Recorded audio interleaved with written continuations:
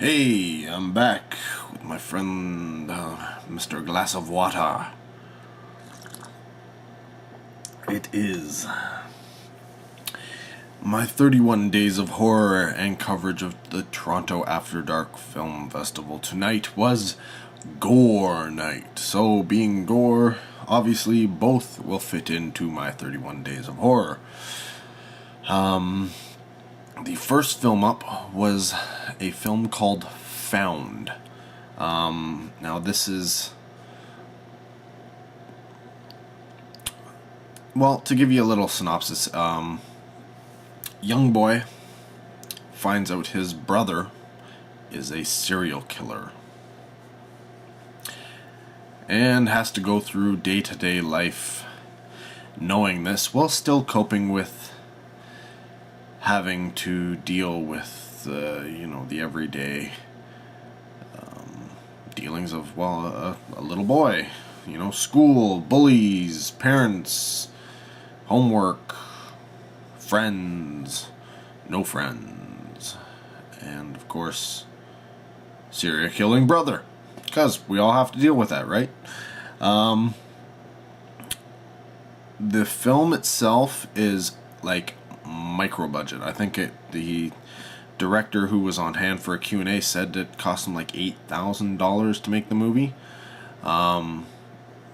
which is only it's only micro budget because a lot of people did things for free. And see, that's the one thing where you get the budget question isn't always a good question. Yeah, sure, it's nice to know how much you spent on a film, but in this case, calling in a few favors, he got a title sequence, like an amazing title sequence, and I'm thinking some comic illustrations from somebody who knew from work, essentially, to do illustrations, and this stuff would have been thousands and thousands of dollars. It's all animated, and it looks top notch. Like, this is professional, high grade stuff. You could easily see this in, say, like a Hollywood film if you wanted. The music, got it for free. Contacted a bunch of indie bands. I think he said he was like a week away from the world premiere release of the film, and somebody asked him if he had music yet, and which he didn't, and so he said, well, use my music if you like. And he contacted a few other people, and they were like, okay, yeah, sure, cool.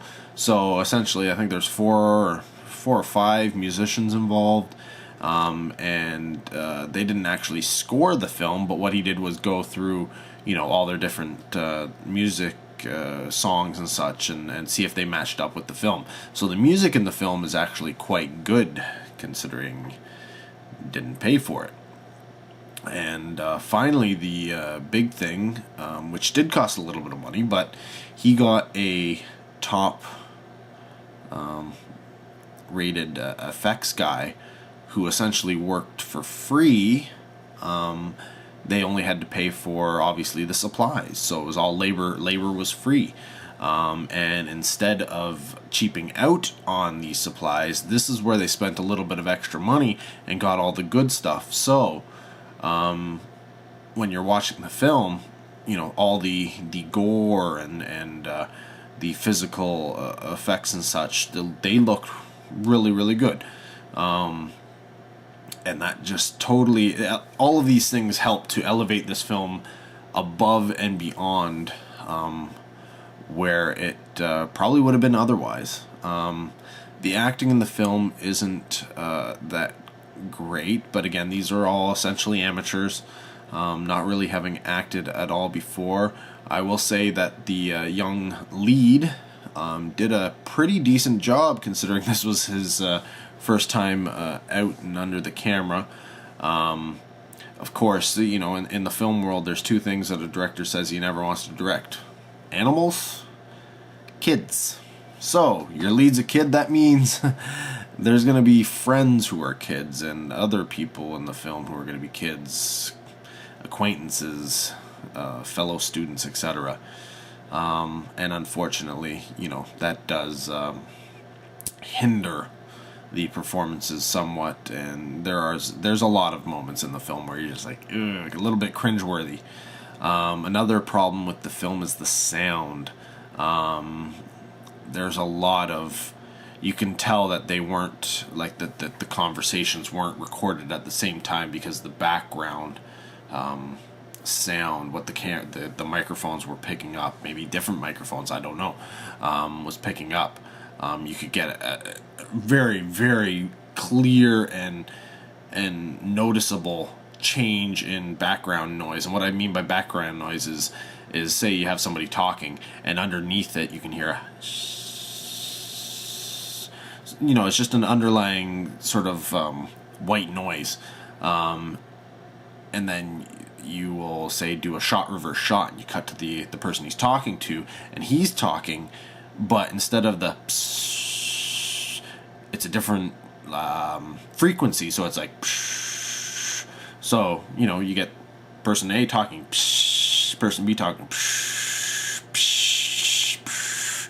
And it's very, very, very noticeable, and that's a very amateur thing to have happen. It's something a lot of people don't take into account. You know what? Sound is one of the very important pieces of the puzzle when making a film that a lot of first-time and low budget and amateur filmmakers tend to take for granted. They figure, I'll just point a mic where it needs to be, and as long as I don't have any great gusts of wind, I'll be good. We'll be able to hear them, and then when we put it all together, it'll be great. But no, it doesn't work that way. And so yeah, there's some sound problems in Found. The other thing about Found, it's based off of a book apparently, and I got the sense from the Q&A that the book is pretty racist.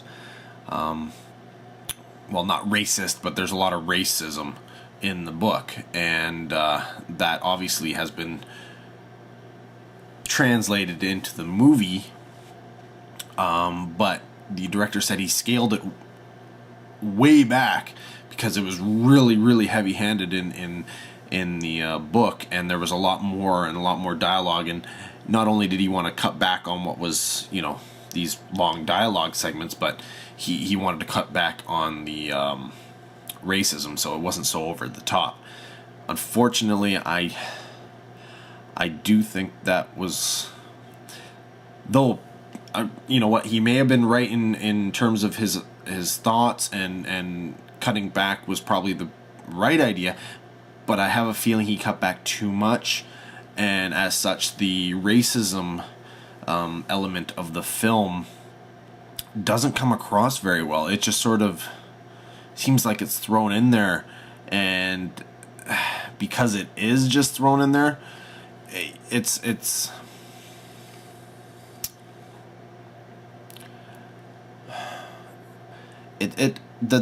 the reasons for it, the reasons behind it don't really come across, and it just seems like it's just racism for the sake of racism, and as such is somewhat offensive.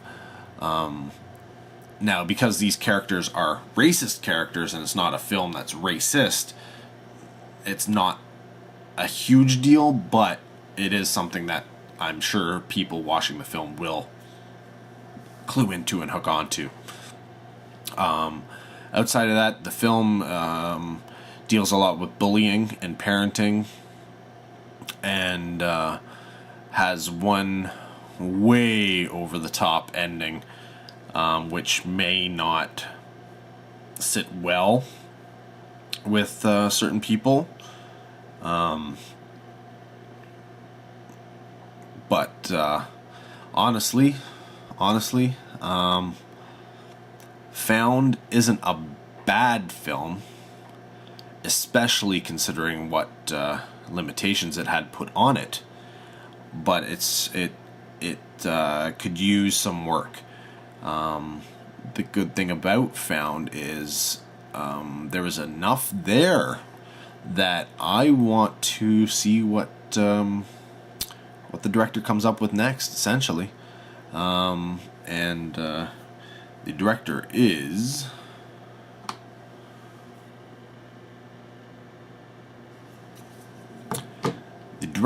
Scott Schirmer, and he's an American.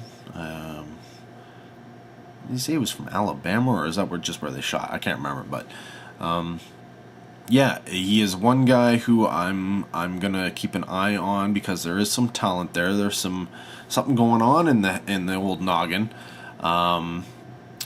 And while I think this may not have been the best project to take on for a first film, he, in the Q&A, he did state that even if he never manages to get any, studios or distribution or anything like that, he will continue to make films, even if it's in the same vein as this one, where it's all his money from his own pocket, and very little of it in order to make the film happen.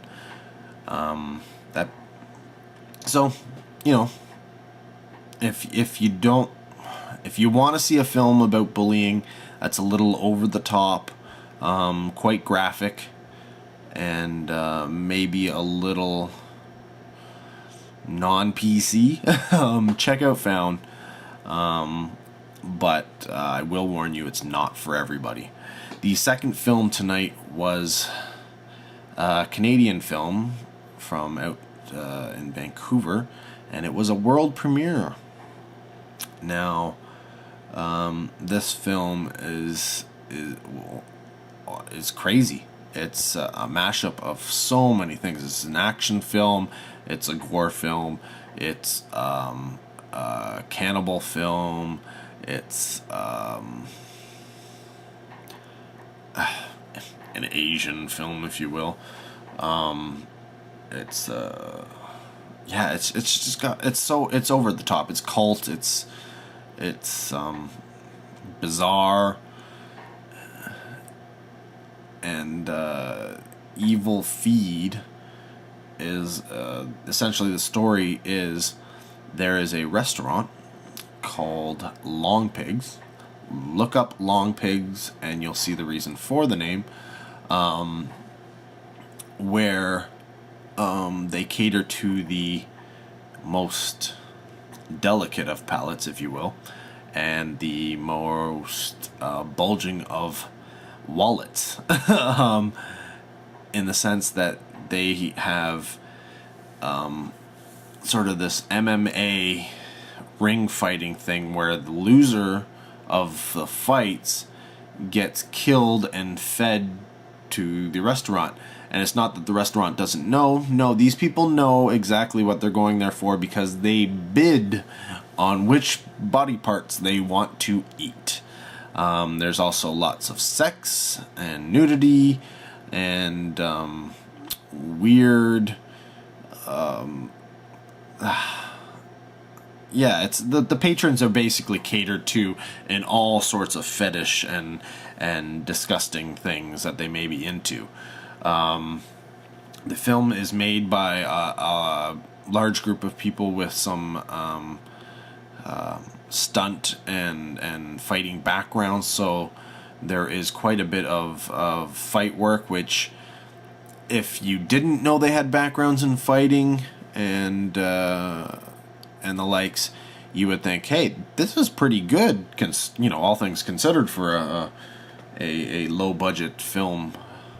But I was a little disappointed, because these people have apparently had years and years and years and years and years in the business, in that portion of the business, and the director himself, that's what he does for like a living. He choreographs fight scenes and such.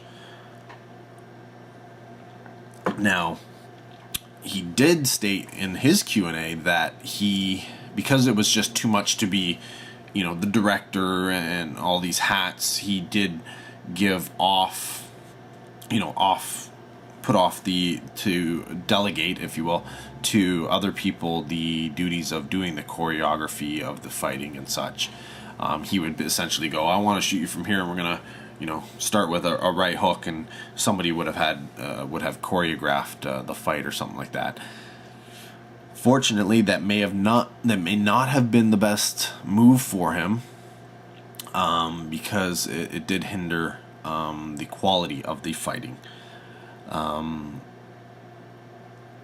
But that's not the only problem this film has. The film has, well, it's gory. If you like gore, this film is gory. And the gore is a lot of fun. I had no problem with gore. I enjoyed it. Over the top most of the time. And very, very little subtlety when involved in this film. But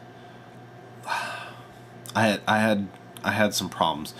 First off, was the look of the film. Clearly, the film has a new film look, but they decided to add in the old, like damaged film stock type effects to their film, and I learned that was in part to because they had some problems with some of their shots. Some of them were, there was some out of focus problems, and just problems with some of the shots. So in order to try and make it so that they worked, because they couldn't get rid of those shots in the film, they decided to go with the the grindhouse look to the effect to the film.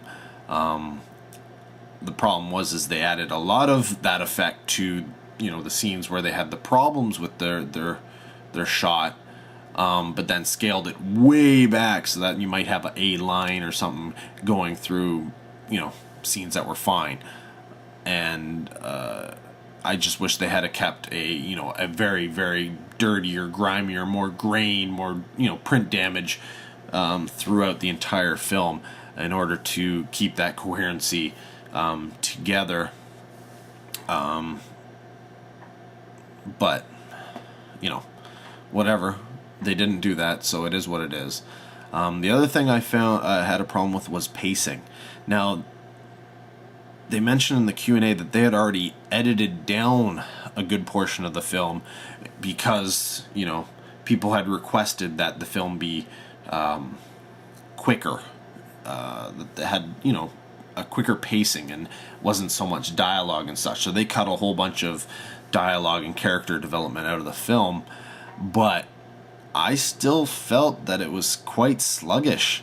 For a film that's as zany and crazy as this, I would have liked something that was, hitting the beats a little bit quicker.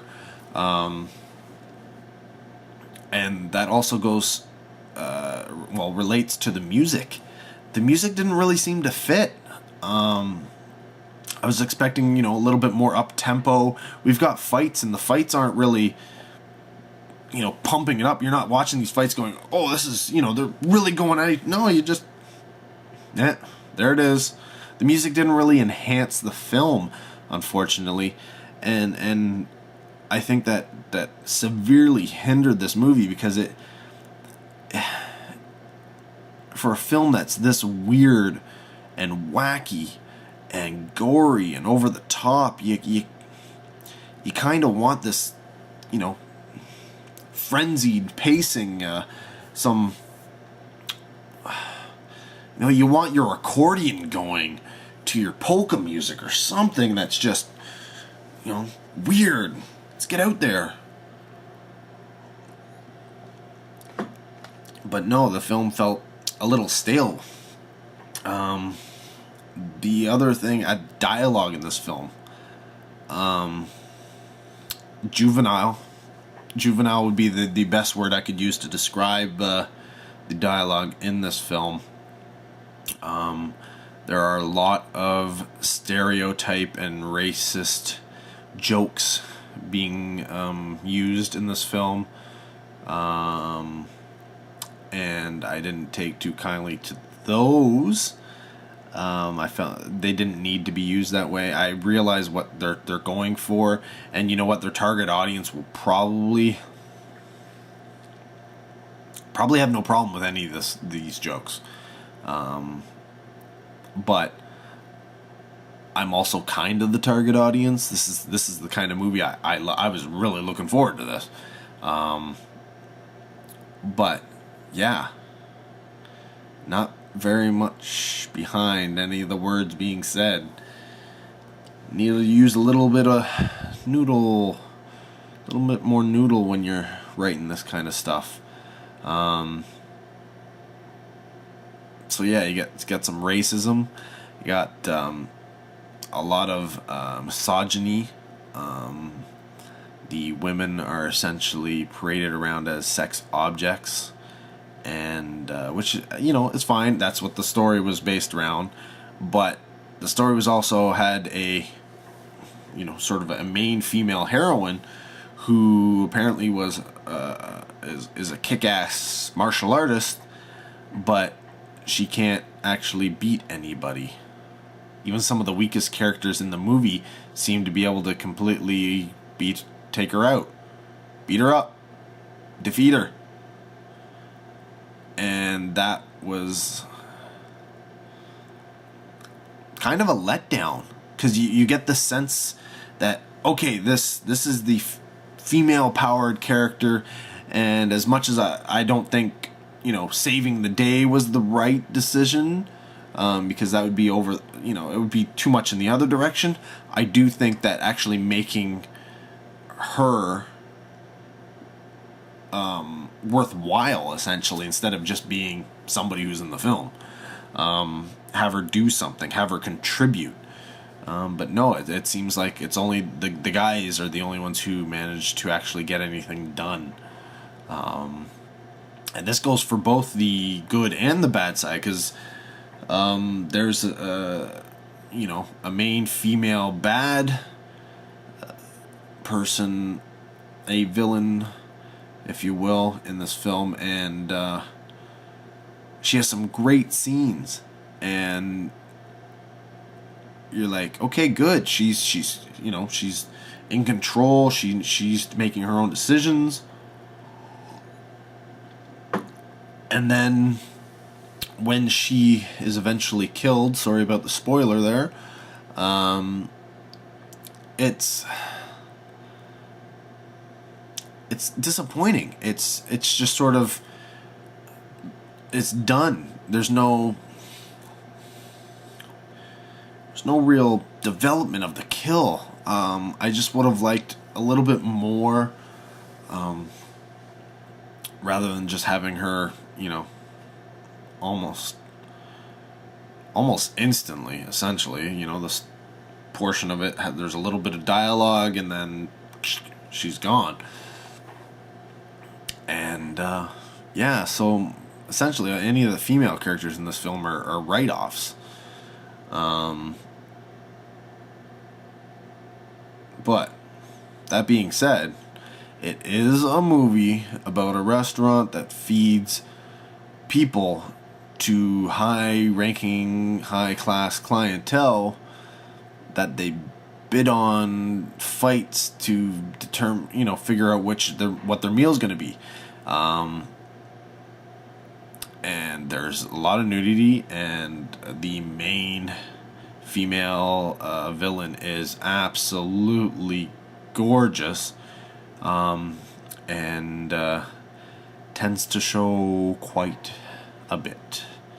So, for those of you who are into that, yeah, you're not going to be disappointed with this film. Lots of blood, lots of gore, lots of action, but there's also lots of dialogue. So it's, as weird as this film is, yeah, it could have been weirder, and I think I would have preferred it had it been weirder and gorier. Sorry guys, that's just the way I see it. I would have liked a bit more to it.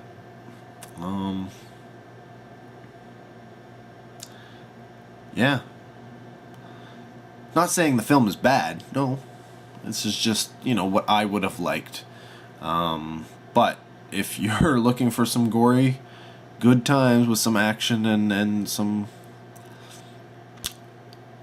sexual humor, if you will, then check out Evil Feed. It's definitely something I think caters more to a young adult crowd, a maybe high school level to to into the university years, college, university. That's essentially what I'd say the age group that it's geared towards, even though it is over the top with the gore and the sex and the violence. I think that those are the customers best suited for Evil Feed. So that is tonight. It's getting close to 5 a.m. and I need to get some sleep. So take care, and I'll see you in the next one.